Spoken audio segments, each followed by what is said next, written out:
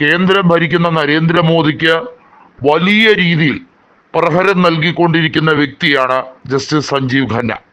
അദ്ദേഹം പുറപ്പെടുവിക്കുന്ന വേർഡിക്റ്റുകൾ, ആ വിധി എന്തുകൊണ്ടും BJPക്കും കേന്ദ്ര സർക്കാരിനും എതിരാണ് എന്നുള്ള നിഗമനത്തിലേക്കാണ് BJPയുടെ കോർ കമ്മിറ്റി എത്തിച്ചേർന്നിരിക്കുന്നത്. അതുകൊണ്ട് തന്നെ ക്യാബിനറ്റിന്റെ അധികാരം ഉപയോഗിച്ച് രാഷ്ട്രപതിയോട് ശുപാർശ ചെയ്ത് കൃത്യമായും നിലവിലെ ചീഫ് ജസ്റ്റിസിനെ മാറ്റാൻ വേണ്ടിയുള്ള നീക്കത്തിന് തുടക്കം കുറിച്ചിരിക്കുകയാണ്.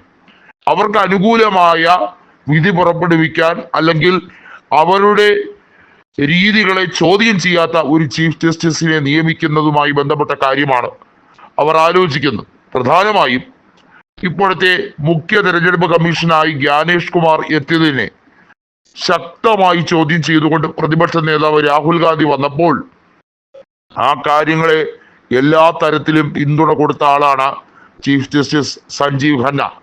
സുപ്രീം കോടതിയുടെ ജഡ്ജിമാർ പല ബെഞ്ചുകളും ഈ വിഷയത്തിൽ വാദം കേൾക്കാനോ അതല്ലെങ്കിൽ ഈ കേസ് പരിഗണിക്കാനോ താല്പര്യപ്പെടാതിരിക്കുന്ന ഒരു സാഹചര്യം അവരോട് കൃത്യമായും എതിർത്ത് ഒറ്റയ്ക്ക് നിൽക്കുന്ന സഞ്ജീവ് ഖന്നയെ തീർച്ചയായും വളഞ്ഞാക്രമിക്കുന്ന അല്ലെങ്കിൽ അദ്ദേഹത്തിന്റെ സ്ഥാനം അതെന്തുകൊണ്ടും കേന്ദ്ര സർക്കാരിന് അപകടകരമാണ് എന്ന് മനസ്സിലാക്കി അതിനനുസരിച്ച് ഒരു വൻ ഗൂഢാലോചന തന്നെ നടക്കുന്നു എന്നാണ് ഇപ്പോൾ പ്രതിപക്ഷ നേതാവായ രാഹുൽ ഗാന്ധി പറയുന്നത്.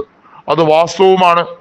1961 നിയമ ഭേദഗതി കൃത്യമായും തെരഞ്ഞെടുപ്പ് ചട്ടങ്ങളെ കാറ്റിൽ പറത്തുന്ന രീതിയിൽ സുപ്രീം കോടതിയുടെ കണ്ണിൽ പോലും പൊടിയിടുന്ന കേന്ദ്ര ക്യാബിനറ്റിന്റെ നയങ്ങളെ വാസ്തവത്തിൽ ഏകപക്ഷീയമായി വിമർശിക്കാനാണ് സഞ്ജീവ് ഖന്ന മുതിർന്നത്.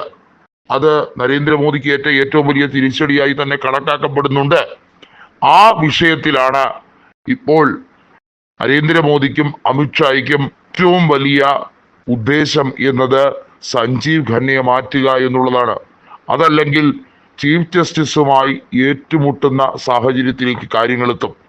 ഒരുപക്ഷെ ഇന്ത്യൻ ജനാധിപത്യത്തിൽ അത് ഒരു കറുത്ത അധ്യായമായി മാറും എന്ന് പ്രധാനമന്ത്രിക്ക് വ്യക്തമായി ഉറപ്പുള്ളത് കൊണ്ട് തന്നെ അത്തരത്തിൽ ഒരു നീക്കത്തിന് തയ്യാറാകാതെ നിൽക്കുകയാണ് നരേന്ദ്രമോദിക്ക്.